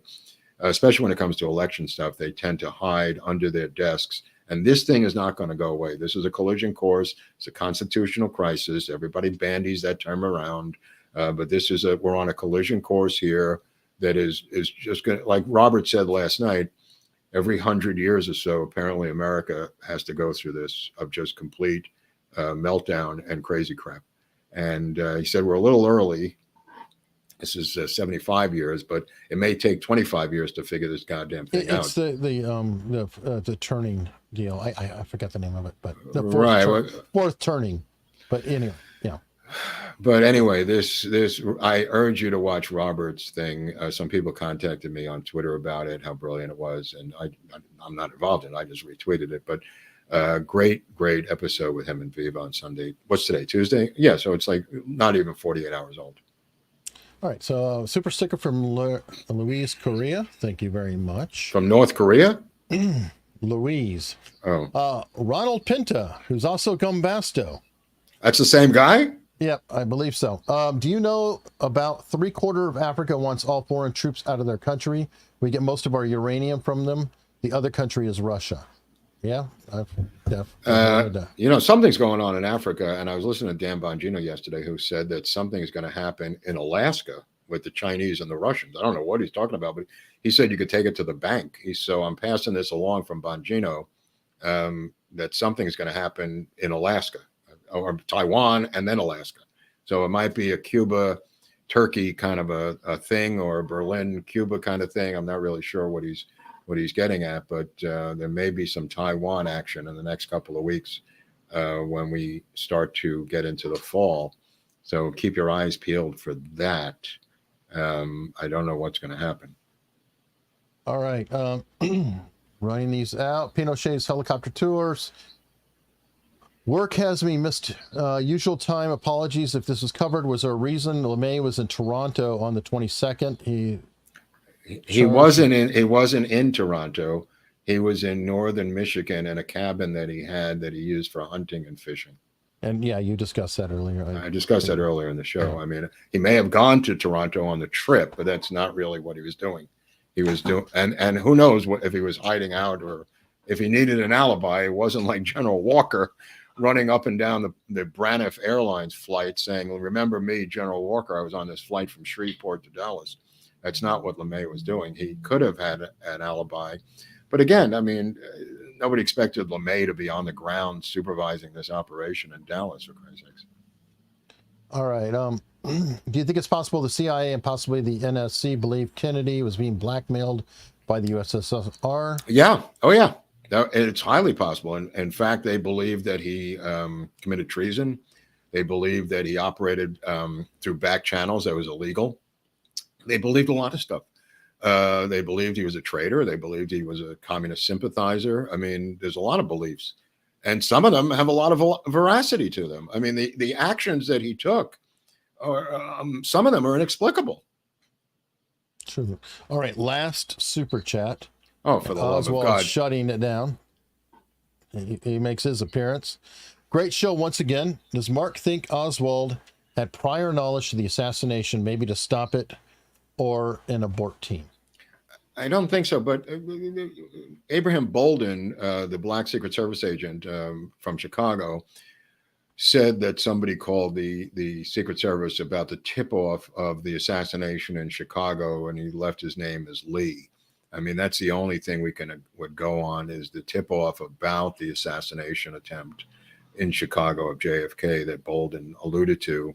And other people have written about it. It's not just Abraham Bolden. The assassination attempt was pretty well detailed in Chicago. And somebody tipped off the Secret Service of the FBI named Lee, according to whoever took the message on the phone. So there is something there. As for Dallas, no, I think he was hoodwinked. I think he didn't know what was happening. I think he was operating blind and was caught off guard. You know, like you said, I'm just a patsy. And, you know, maybe, you know, once the president's coming to town, he gets shot, then he takes evasive action, gets his gun, goes to the Texas theater, maybe to meet up with someone who was his contact. I obviously tries to reach out to Nags Head, North Carolina, to his handler who I believe was probably O&I out of North Carolina. That was the phone call that he made. And that's been fairly well documented when he was in the Dallas jail. All right. Got a couple tips to close out on locals. Big Bill 767. Great job. I love the history aspect and the deep dive into it. Thank you. Rogue Thunder sent 2 $5 tips. I've been giving Robert Barnes a lot of tissue lately. What is tissue? Tips. Oh, tips. Well, people are giving me good tips on the book fund, paying for these books, and I got to thank you, because these some of these books, as Eric knows, are like $300 or $400. They're out of print, and I just want to give a shout out to the people who know who they are. I don't know if they want their names revealed, so I'm not going to mention their names, who are giving donations through PayPal and Venmo for the JFK Book Fund. I really appreciate it. It's not just JFK, but I mean, it's the LeMay books, and it's other books related to the alternative histories that we're looking at. So I just wanted to thank them personally for donating money. All right, an absolute last tip. How about the president's analyst? With James Coburn? Probably. Yeah, it's a fun movie. I mean, it's a little dated. I mean, some of those James Coburn movies, the In Like Flint is a lot of fun. I mean, they're parodies. They're parodies of James Bond. James Coburn was a great actor, really underrated actor, as a comic actor and as just a snarky kind of dude. I mean, just a great actor. It's like a funny Steve McQueen. He's kind of like the poor man's, not poor man's, but the model for George Clooney. I can see that. Yeah. I can definitely see that. Yeah, good-looking guy. Leslie Nielsen, too. He kind of had that. Yeah, but the Clooney model of the guy who's handsome, who could do comedy and do action is rare. That's a rare combination. Sean Connery couldn't do it. A lot of guys can't do it. What's his name tries to do it in these Knives Out movies, Daniel Craig. And I can't even watch it. I mean, I just look at these. I go, these are unwatchable movies. You know, Daniel Craig in a comedy, it doesn't cut it. It's not so easy to do comedy. No, comedians can do the drama, but not usually the reverse. Yeah, I mean, when you're James Bond, all of a sudden doing a musical, it's not like I can wrap my mind around that. I just go, what? When you say James Bond doing the musical, there was that movie Mamma Mia, I believe it was called. The ABBA movie. Okay. Pierce Brosnan sings in it. Okay. My ears bled. Good example. Oh my God, that was bad. So on that happy note, folks, we will see you on Freeform Friday this week and just a couple days. Okay. We'll talk about the week in news on that show. It's going to be really unusual. Oh, yes.